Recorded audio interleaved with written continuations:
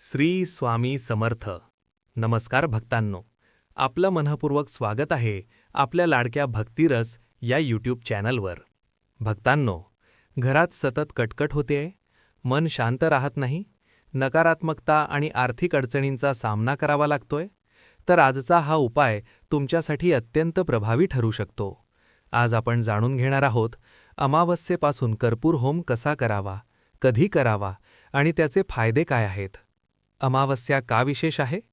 हिंदू धर्मात अमावस्या ही तिथी अत्यंत महत्त्वाची मानली जाते.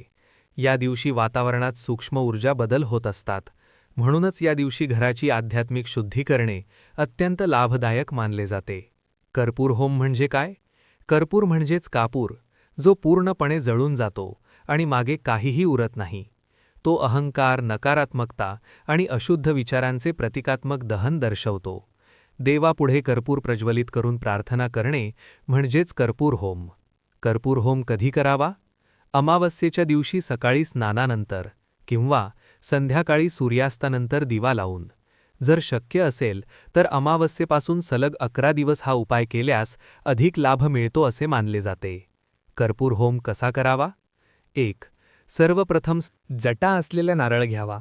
स्वच्छ धुवून त्याची शेंडी स्वतःकडे ठेवून पाटावर किंवा ताम्हणात ठेवावा. स्नान करून स्वच्छ कपडे परिधान करा. 2.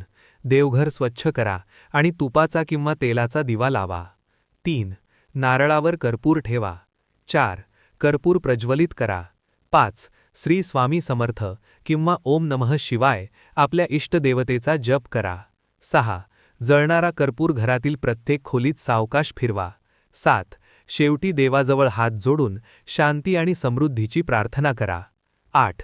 किमान 11 अमावस्या हा उपाय नक्की करा. कर्पूर होम केल्याने होणारे फायदे: घरातील नकारात्मक ऊर्जा कमी होते, मानसिक ताण आणि अशांतता कमी होते, घरातील भांडण कटकट कमी होण्यास मदत होते, देवकृपा आणि सकारात्मक वातावरण निर्माण होते, आर्थिक अडथळे हळूहळू दूर होण्यास सहाय्य होते. महत्त्वाची सूचना: कर्पूर जाळताना सुरक्षिततेची काळजी घ्या. लहान मुलांपासून दूर ठेवा. हा उपाय श्रद्धा आणि सकारात्मक भावनेनेच करा.